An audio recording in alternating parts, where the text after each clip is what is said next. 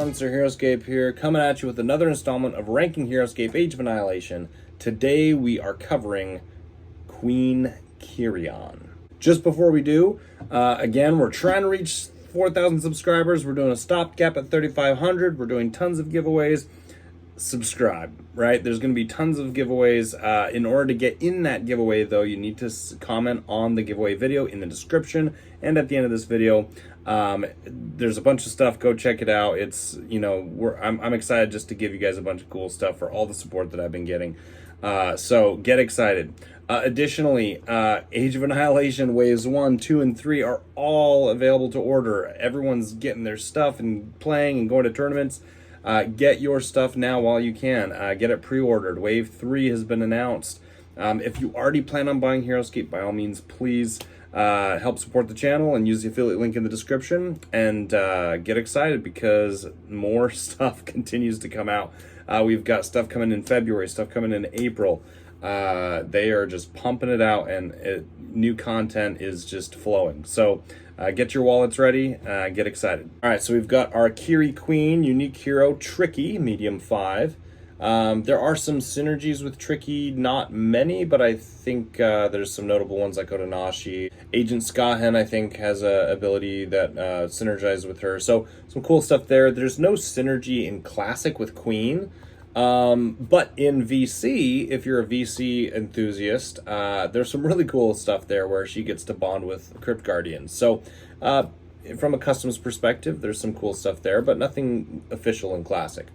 Now if we're looking at her stat block is noticeable.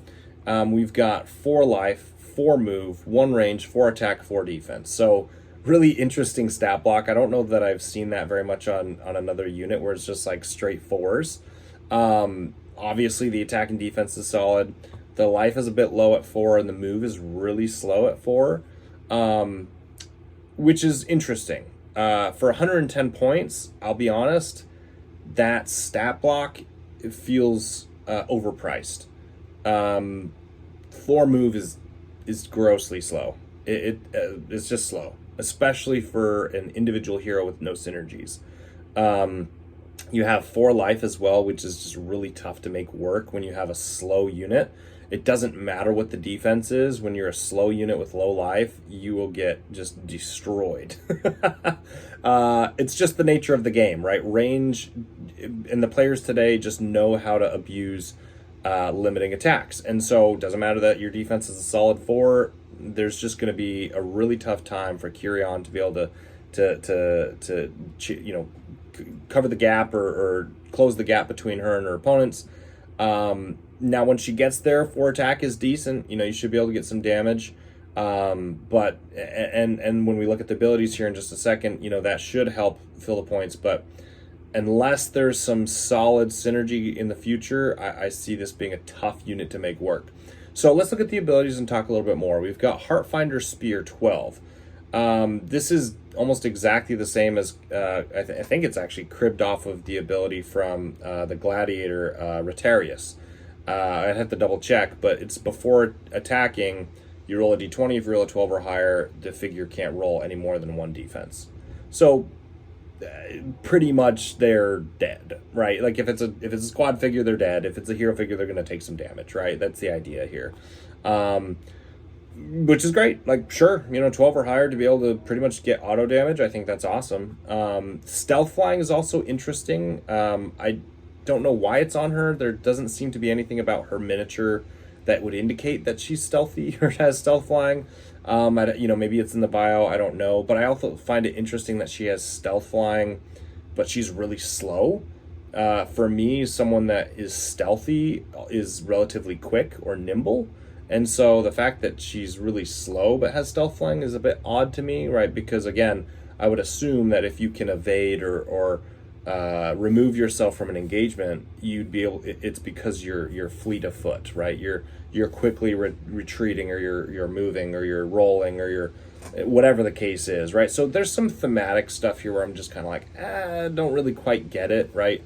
The movement of 4 also doesn't make sense to me. Now her wings do look very mechanical, so it's possible that that's part of the theme behind the slow move. is just that she has very mechanical wings, and maybe those wings aren't actually her own. Maybe they're like manufactured, right? Because it does look like they're somewhat manufactured. They're very metallic looking. So that could be all part of it. I don't know if that's the case. That's just my opinion. So with all that thrown together, it's not one of my favorite designs. Again, I think it could be if there's some really cool future design space, right? If they design a common squad that bonds with her, or a Vidar Qhyri squad, or different units that have synergy with queens, or whatever the case is, I think there would be some really cool stuff you could do with her. Right now, as a standalone hero, I'm just kind of like, right? So I honestly am going to drop her all the way down to a C+. I don't think she's going to do very well. I think in most formats, you're going to be able to avoid her with the 4 move.